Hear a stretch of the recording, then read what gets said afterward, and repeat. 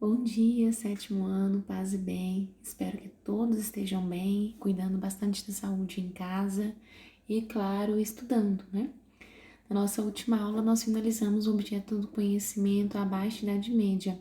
Na aula de hoje, nosso novo objeto de conhecimento é o islamismo. Pelo caderno de critério de vocês vão observar que o islamismo ele tá islamismo e países islamizados da África. Então a gente vai inicialmente descrever, entender como que surgiu o islamismo e posteriormente a gente vai aprofundar na expansão do Islã pela África e pelo mundo. Para que vocês se organizem, nós vamos explorar hoje critério 14, 15, 16 e 17, certo? Então, peguem o material de vocês, peguem o caderno, peguem o livro para que a gente possa dar continuidade. Então, em alguns momentos vocês vão conseguir ver minha carinha aqui, outros eu vou sair para que vocês possam ver os tópicos principais e que possam também fazer as anotações. Não deixem de anotar, não deixem de ler o material. No roteiro que eu disponibilizei para vocês, eu coloquei as páginas certinhas do material que vocês podem fazer uma leitura, marcar o que vocês acharem mais interessante ou mesmo que tiverem dúvida. Lembrando que eu estou sempre à disposição de vocês no e-mail institucional para qualquer esclarecimento. Ou mesmo para falar assim, ai professora, eu gostei disso da aula, foi legal, eu achei essa curiosidade na internet interessante, se é verdade ou não, porque muitas vezes nós vemos várias curiosidades, histórias na internet e às vezes nós não sabemos como checar essas informações. Então manda para a professora que a gente poder aprender mais juntos, tá bom? Então vamos lá. Muitas vezes quando a gente fala sobre o islamismo, isso acontece de maneira desvinculada ao local em que ele surgiu, ou mesmo fazemos isso de maneira muito preconceituosa, né? Devido a muitos atentados realizados por fundamentalistas islâmicos, fundamentalistas muçulmanos, muitas vezes nós temos essa visão preconceituosa dessa religião e deixamos mesmo de conhecer um pouco mais de onde surgiu, como surgiu e quais são seus princípios básicos. Então, a primeira coisa para que a gente possa compreender bem sobre o islamismo é justamente retirar toda forma de preconceito, tá? Fundamentalistas são pessoas que interpretam muitas vezes de maneira errônea, ao pé da letra, elementos daquela determinada religião, seja ela islâmica, cristã, enfim, não importa, e a levando a cometer atos de violência, como acontece nesses atentados terroristas que nós vemos, infelizmente, muitas vezes na história mundial.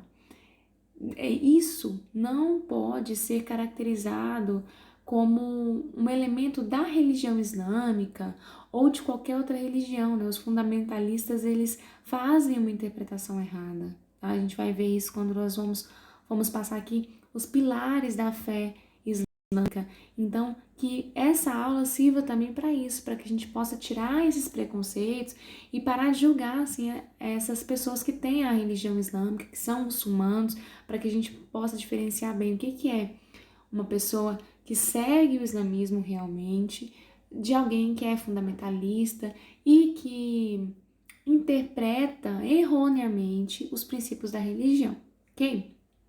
Bom, onde surgiu aí o Islã? Onde surgiu o islamismo? Na Península Arábica, que eu coloquei um mapa que representa a região. Nem sempre foi assim, nem sempre ela era unificada tendo como base principal a religião islâmica, tá ok? Então, olha, a Península Arábica fica no Oriente Médio, tem limites ao norte com a Palestina, ao sul com o Oceano Índico. A sua condição geográfica é 80% do território desértico. Então, essa situação, essa condição geográfica deu características peculiares para essa população. Então, eram populações nômades, eram grupos, né, que nós chamamos de beduínos, comerciantes, errantes, né, nômades que iam de um lugar para o outro para realizar seu comércio. Formavam-se, então, tribos que disputavam por oásis, né? Oásis eram áreas férteis, né, no meio do deserto. E nós temos a porção litoral, região sul, que era chamada de Arábia Feliz. Essa região era banhada pelo oceano e por isso fértil. Então, nesse local, nós temos a prática da agricultura, enquanto na região desértica são tribos que se dedicam principalmente ao pastoreio. Agora, de maneira geral, tanto região norte quanto região sul, nós temos uma tradição comercial muito forte, tá? Até por essa posição, né, peninsular, que facilitava também o comércio, ok? Vamos seguir. Então, a economia da Arábia na região desértica, né, pastoreio, comércio de caravanas, inclusive o nosso personagem principal aí dessa história, né, que é Maomé, ele vai ser criado nesse meio de caravanas. Nós temos a influência de muitos mercadores, e aí eu vou destacar para vocês um grupo muito importante, que é os Quraishitas. Nós vamos ouvir falar bastante deles aí na aula de hoje. Os Quraishitas eram comerciantes, mercadores importantíssimos na região. Nós teremos nessa Arábia pré-islâmica 2 cidades principais, Meca e Yatreb. Meca era um local de comércio, né, uma área de circulação intensa de mercadores, então tinha uma posição econômica muito boa e também uma condição religiosa muito importante, e disputava espaço com Yatreb. Yatreb foi posteriormente, após a islamização da Península Arábica, chamada de Medina, que significa terra do profeta. Vocês vão entender por que isso acontece. Então, entre Meca e Yatreb existia uma divergência, uma disputa, porque ambas queriam ser a cidade mais importante, buscavam esse posto de cidade, de ponto mais importante que a Península Arábica possuía. No aspecto político, a Arábia pré-islâmica ela não tinha uma unidade territorial, tá? Então nós tínhamos várias tribos independentes com grupos de comerciantes exercendo seu controle na região. E aí destacando, como eu disse, o grupo dos Quraishitas, que exerciam um controle muito forte na região de Meca, que era centro comercial e centro também religioso. A vida nessas cidades, né, Meca e Yatreb, era bem diferente da vida dos beduínos, né, que moravam na situação desértica, que enfrentavam durante o dia temperaturas elevadíssimas, né, e à noite a temperatura caía bastante, moradias diferenciadas, disputando mesmo áreas de oásis para sua sobrevivência, diferenciava muito da região da Arábia Feliz, em que nós tínhamos agricultura, em que nós tínhamos um comércio bastante atrativo e intenso, ok? Por que Medina era tão importante também, por que Meca era tão importante também no aspecto religioso? Tá aí essa imagem que nos explica. Professora, mas essa imagem é recente? Sim, tá? Porque esse local aí, que é a Caaba, era um local de culto desde a Arábia pré-islâmica e permanece até hoje. Agora vocês vão entender por quê. O que é a Caaba? A Caaba é esse cubo, né? Essa construção em forma de cubo. Dentro dela existe um meteorito, né? Uma pedra negra que teria sido dada a Ismael, que era filho de Abraão com a sua escrava, né? Abraão era casado com Sara, Sara demorou a ter filhos, então ele teve um filho com a escrava. Posteriormente, por divergências aí com Sara, acaba-se Abraão levando a escrava e o seu filho Ismael para a região ali da Península Arábica, e aí essa pedra teria sido dada a Ismael, que seria, no caso, o ancestral, né, dos povos árabes, e ali, né, em torno dessa pedra negra, teria estabelecido um culto. Só que esse culto, ele não tinha um cunho monoteísta, um só, uma crença em um só Deus. Ele tinha uma característica politeísta. Então, dentro dessa Caaba, nós tínhamos imagem de vários ídolos adorados. Então, era uma religião politeísta. O que as pessoas faziam? Elas iam até a Caaba para realizar a adoração destes deuses. Então, transformando essa pedra negra, essa região da Caaba, em um ponto importante de peregrinação. Por que ela virava assim um centro comercial também? Porque para agradar esses deuses, as pessoas elas compravam elementos para poder realizar rituais, ou mesmo iam para prestar culto e ficavam ali. Então isso gerava recursos financeiros para a cidade. Quem controlava esses recursos financeiros eram os coraixitas. Vendiam elementos aí para prestação de rituais e também atendiam a essa população que migravam para essa região para prestar culto aos deuses. Né? O que chamava a atenção era essa história da Pedra Negra que teria sido dada pelo anjo Gabriel a Ismael. Bom, e onde entra o Maomé, Mohamed, nessa história toda?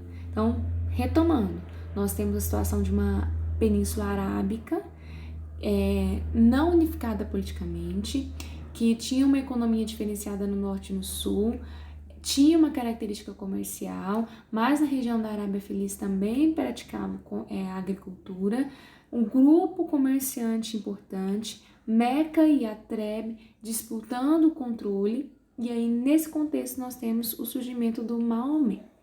Maomé provavelmente nasceu em 570, ele foi criado pelo avô, depois por um tio, ele era órfão, e ele cresceu nessas caravanas, então, porque o avô e o tio eram comerciantes. Então, ele não era de uma família rica, tá? Ele passava por dificuldades financeiras, e aí nesse trabalho, né, nas caravanas, praticando o comércio, Maomé ele vai conhecer religiões de cunho monoteísta. Quais? Ele vai conhecer o judaísmo e ele vai conhecer o cristianismo.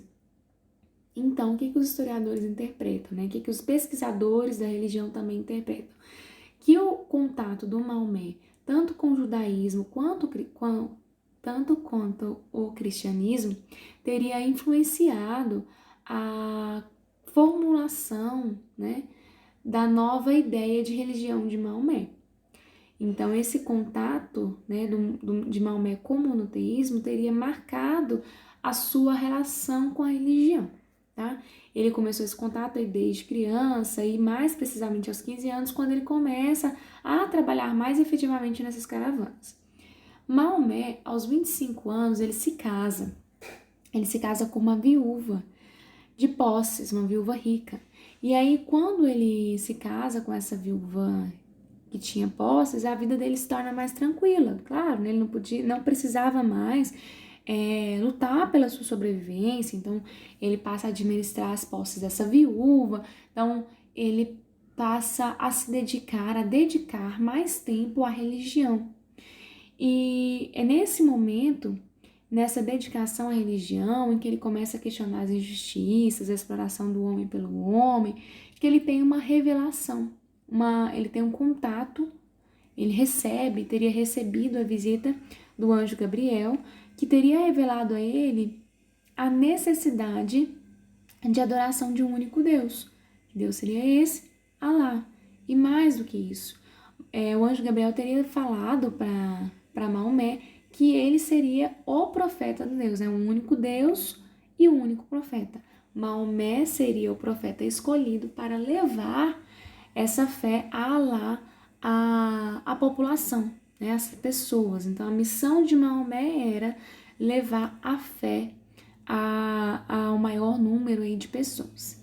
Então, é nesse momento de revelação do anjo Gabriel em que é fundado o islamismo. O que significa esse islamismo? Islamismo significa submissão à vontade de Deus. Por isso, né, que nós temos aqueles islamismo ou islã, tá? De qualquer forma, submissão à vontade de Deus. Aqueles que se submetem a essa vontade que é pregado, né, a ideia que é pregada pelo Maomé, eles são chamados de muçulmanos, aqueles que se submetem. Toda a tradição, toda a ideia que Maomé vai começar a divulgar, ela tem uma expansão muito rápida, né? Essa imagem que vocês podem ver aí é uma imagem dessa revelação, vê que o rosto de Maomé não é representado pelos preceitos do islamismo, não se pode representar a imagem do Maomé, né, o seu rosto, inclusive isso gerou, né, atentado ali no jornal francês, de caricaturas de Maomé, creio que vocês se lembram, em que terroristas invadiram a revista e mataram, né, pessoas que pessoas que faziam a caricatura de Maomé. A gente já tá até engasgando já, desculpa, gente. E isso nessa vinculação mesmo, né? Nessa época foi muito falado sobre a questão dois pontos, a liberdade, né, da imprensa e também um ponto que é o respeito à religião, porque é um preceito religioso essa não representação do profeta, tá? A gente vai abordar isso também um pouquinho nos pilares. Então, por isso que essa imagem não se vê o rosto do anjo, mas não se observa o rosto de Maomé.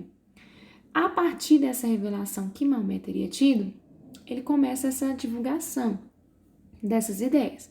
Num primeiro momento, ele vai divulgar para os seus parentes, para os seus familiares. Só que essa expansão dessa fé ela vai crescer muito rapidamente. Maomé ele era um ótimo orador e toda essa tradição que ele vai expondo, as revelações que ele vai tendo, elas são feitas de forma oral.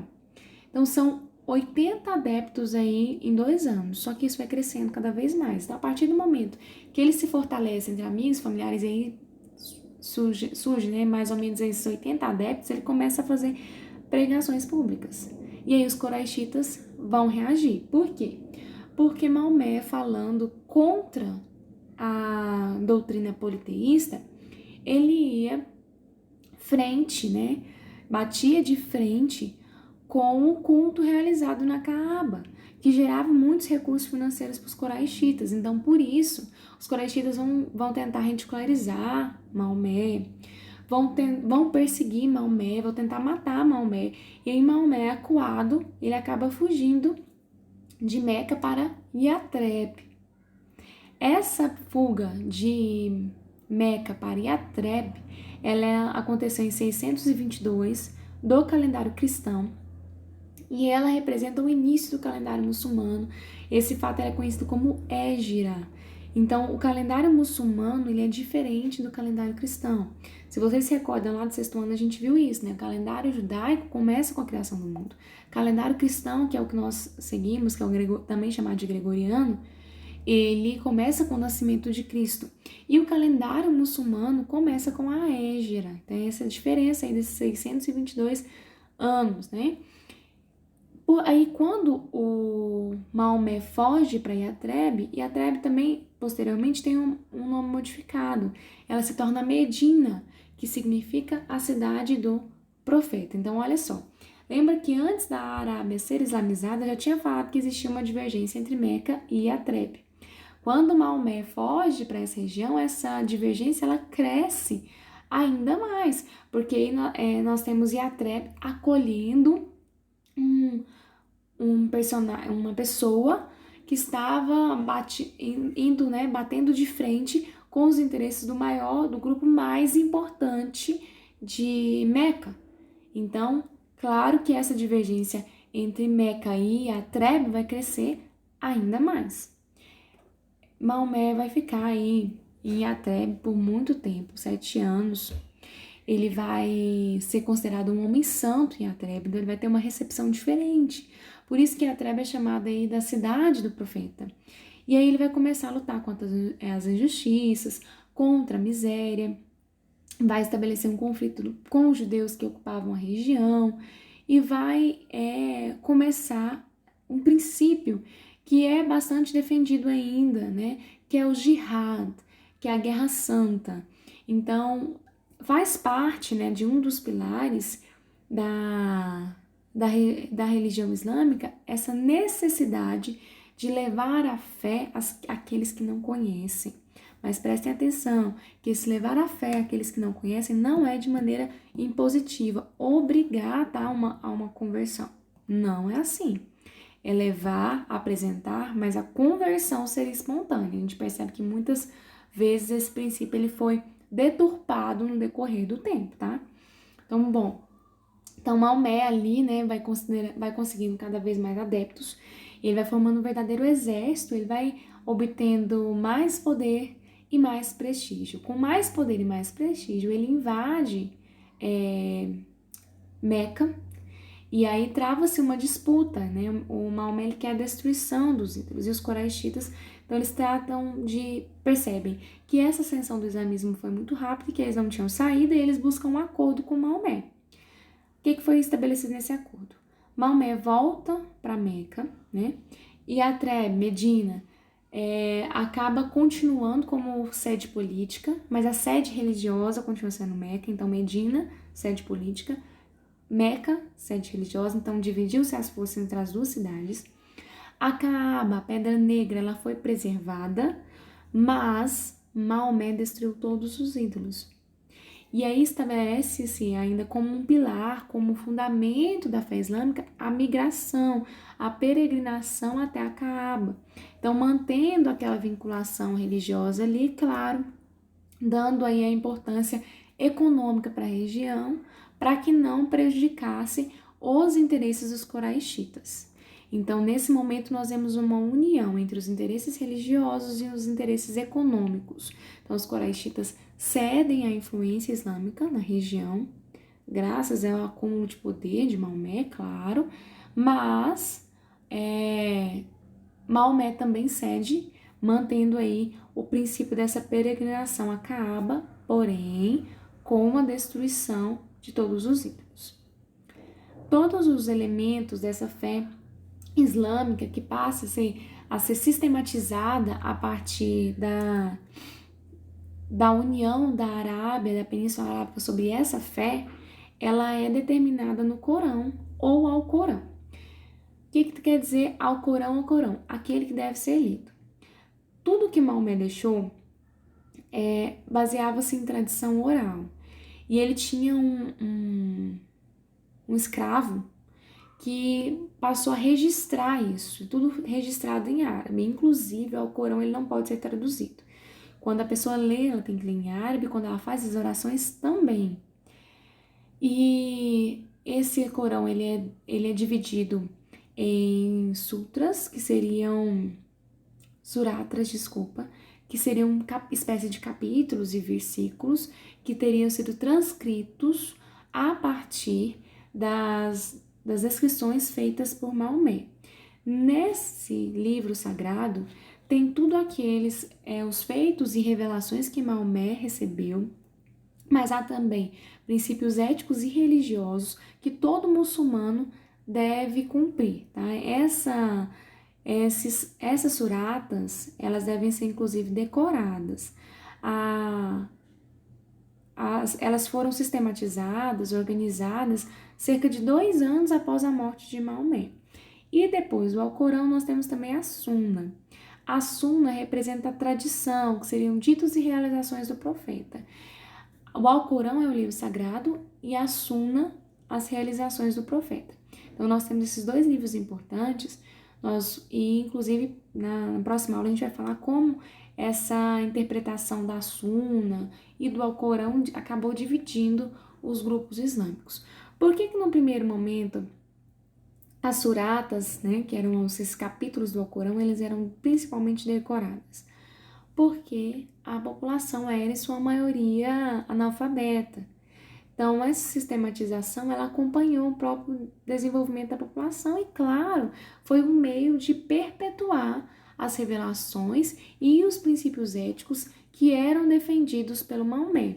Maomé é tido como o único profeta, né? O principal profeta. Moisés e Jesus também visto como profetas, mas Maomé o principal desse Deus Alá, ok?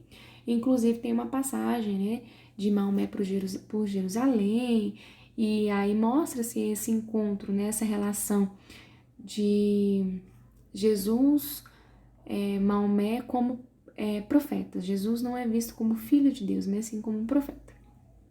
O que essa doutrina islâmica prega? Um só Deus, né, monoteísmo, Alá, que possui natureza exclusivamente divina. Então, aí a diferença com o cristianismo. Então, Jesus Cristo é visto como filho de Deus, é a feição humana de Deus. no caso do islamismo isso não existe, tá? Sem forma humana. É expressamente proibido a representação de Alá. Expressamente proibido, como um princípio mesmo, faz parte da doutrina islâmica. Quais são os preceitos? Caridade. Então, o muçulmano, ele deve praticar a caridade, ele deve dar esmola. Ele deve professar a sua fé, né, no único Deus.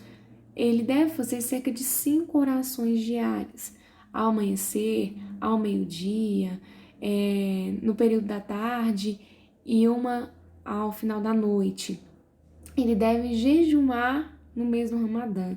Esse jejum ele é feito durante o dia, ele pode se alimentar apenas à noite, né? Peregrinar em Meca uma vez na vida, lá lembrando aquele tratado com os coraixitas. Então, se estiver em bom estado de saúde, pelo menos uma vez na vida, o muçulmano tem que ir até a Caaba para prestar a sua oração ali.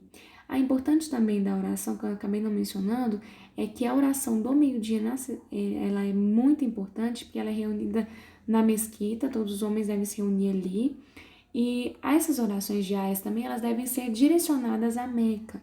Então, tem a posição para que eles possam direcionar.